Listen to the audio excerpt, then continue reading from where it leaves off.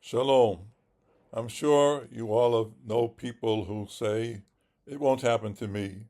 You may be hearing warnings about an impending storm and asked to batten down the hatches or maybe even evacuate to some safer area, or about a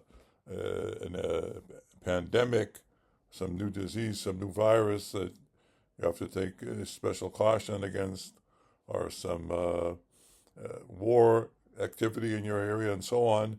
And, well, the normal thinking person will, heed these warnings and take some action.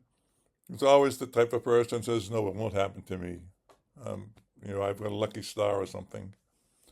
The Torah addresses that type of person directly in this week's parsha, Nitzavim. Now, we tend to think that these sections of the Torah, these parshiot that are very near the end of the Torah, Nitzavim, Vayelech, Ha'azinu, and the Zot Bracha are, it's the finale of the Torah. It's Moshe getting ready to leave this world, and we forget that it contains some dire reprimands and prophecies.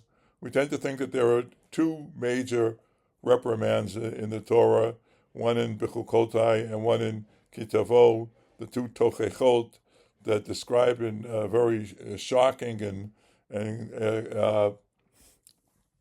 detail the types of horrific punishments that we will receive if we don't follow the Torah. But there are these prophecies, these reprimands, and these very dire warnings of huge disasters and crushing punishments continue in this week's parsha Nitzavim, and even in Hazinu. And in this week's parsha, as part of the reprimand, the Torah directly addresses the type of person who doesn't deny God or doesn't deny prophecy, doesn't say, all this stuff is nonsense, it's not true. He just says, yeah, but it won't happen to me because I'm lucky, I'm blessed.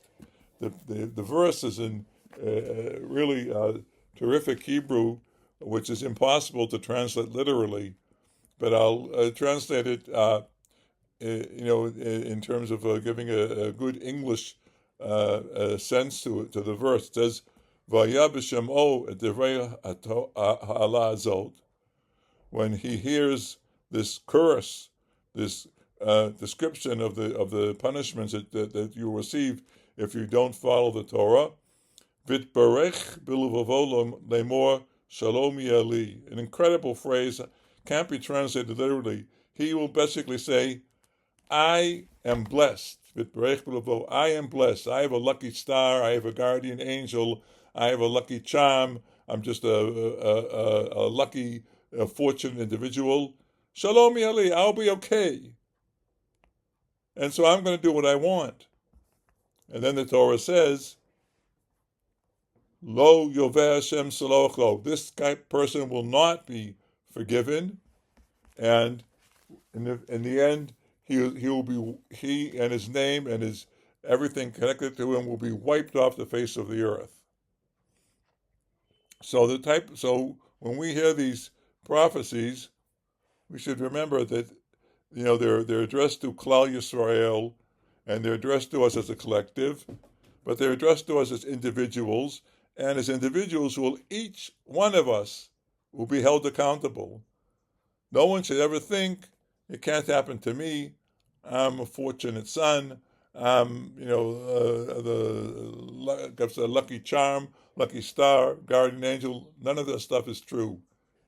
The Torah's warning is directed to that type of individuals and says, it will happen to you. So this is food for thought as we try now, as we come close to Rosh Hashanah and Yom Kippur, we make a special extra effort to improve our behavior, to recall that, we are all being held accountable and no excuses accepted. So it's time for tshuva, time to mend our ways and get on the right path. Thank you very much. Shabbat Shalom and Shana Tova.